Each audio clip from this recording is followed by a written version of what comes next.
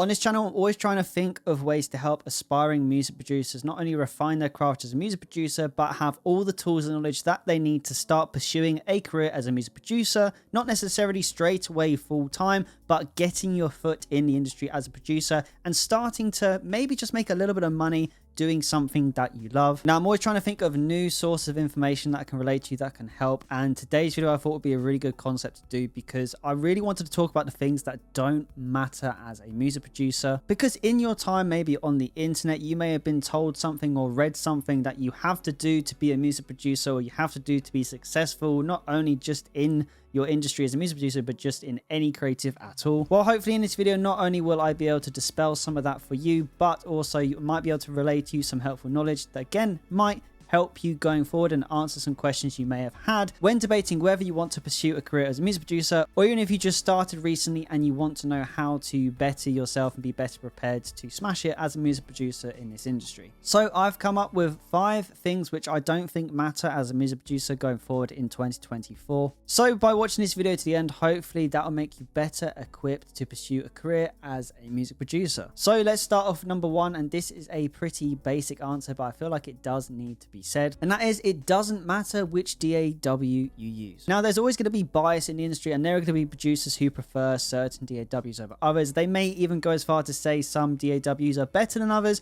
Now, you can compare each DAW side by side, and some have different parameters which are better than others.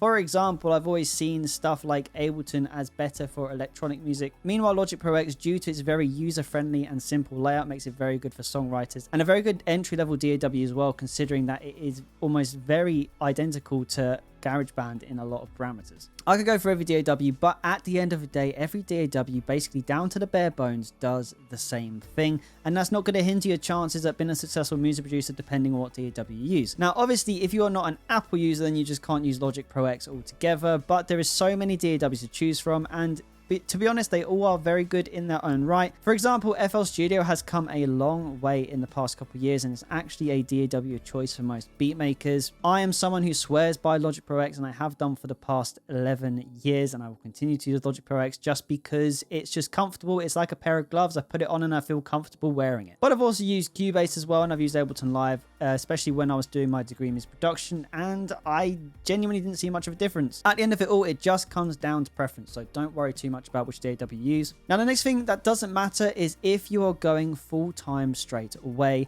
Now, there's this little narrative that does exist in my comments on YouTube videos in the past couple of years, and that is the question whether if you want to be a music producer, you should pack in the full-time job and just start jumping yourself into the deep end and pursuing a career as a music producer. Now, that's a very dangerous game to play because in the real world, we've got bills to pay, we have lives to live, and we want an income.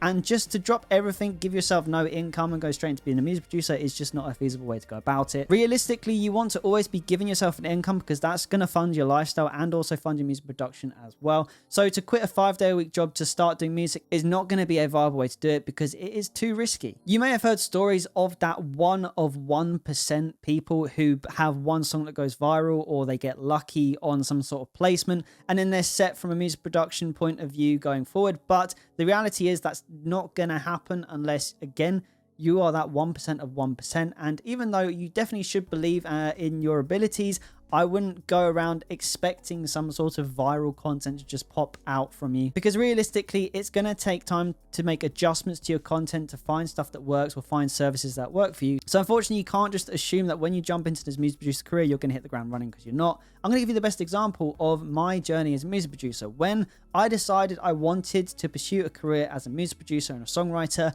I decided that I needed to free up time in my week just to start getting better at what I'm doing, and also starting to, again, have that time allocated where I can actually carry out freelance services. So I quit a 5-day-a-week job in retail and I moved to a 4-day-a-week job. And this was actually as a music technician. It was something that I loved doing, so I didn't mind doing it. And again, that gave me a part-time income, so I was still able to pay bills, still be able to go out in an evening and enjoy my life with friends.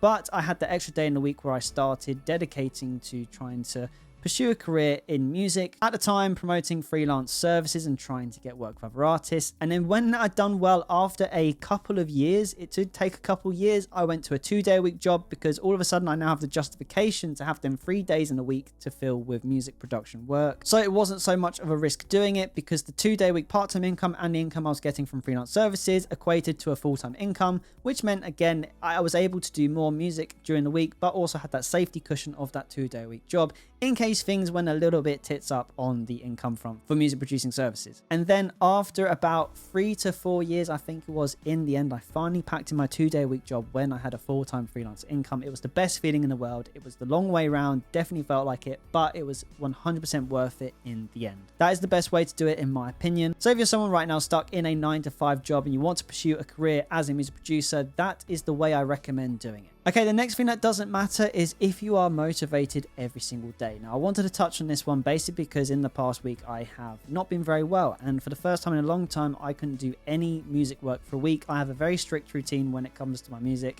and I'm very passionate about it, but when it all goes out the window, it really stops to make you think that at the end of the day, it doesn't matter if you're motivated all the time because it is exhausting to be motivated all the time. I love football, for example, and I'm an avid Crystal Palace supporter, but I lose my motivation to watch their games quite a lot, especially when they're playing bad. But it doesn't mean I don't love Crystal Palace Football Club, and it doesn't mean I'm going to stop supporting them and stop watching their games. You'll hear people saying that, oh, if you want to be successful in music, you have to be 100% all the time. You have to get up, you have to work on your craft, you have to do it until you go to bed and then you go again the next day. It's 24 hours a day, 7 days a week. No, it's really not. Again, it goes back to the slowly building up over time. You start with the part-time a week job, freeing yourself time in the week to do stuff. It's impossible to be 100% motivated to do something all the time. And the biggest problem is when you have them days when you're not motivated, you suddenly think that you're in the wrong and you don't think you're good enough because you put this expectation on your head that you have to be motivated all the time when you don't. And this is what can end a lot of music producers' careers before they even start, in my opinion. Which ties into the next point really well, which it doesn't matter what other people are doing. Now, this is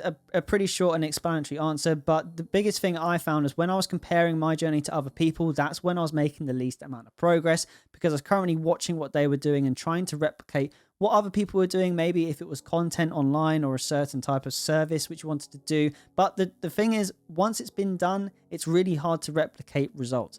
And more often than not, if someone's successful at something, there was a very specific reason why they were and why you probably won't be. This is why you've got to be niche. You've got to think for yourself and you just got to stay in your lane and focus on your own craft. That is how you're going to make the most progress, in my opinion. Now, the last point, again, I think this is probably the most true because I think a lot of people definitely question this a lot, and it's something that can stop people even pursuing a career in music in the first place, and that is it doesn't matter how good you are.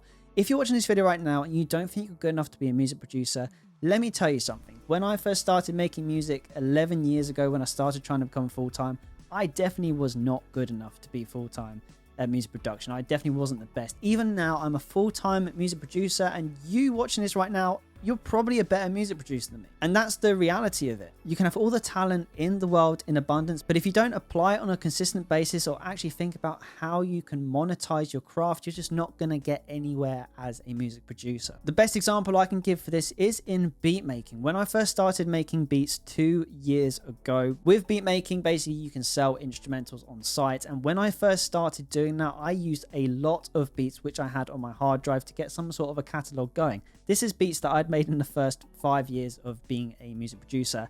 Let me tell you something, when I listen back to them now, they are awful, in my opinion. Again, but that doesn't mean it's not good to someone else, because a lot of them beats actually went on to be sold, even though it definitely wasn't my best work, and the beats I make today are so much better than back then. But if I hadn't have uploaded them beats, even when I didn't think that I was producing that good of music, I would not be where I am now in my beat making, because them beats gave me that first platform to start trying to get eyes onto my beat store in general. So there's no time to start like today. Don't wait until you're good enough to do something, whether it be upload music or reach out to clients, because you're going to learn so much with the more clients you work with. In the past couple of years, I've worked with over 500 orders on a freelance site called Fiverr.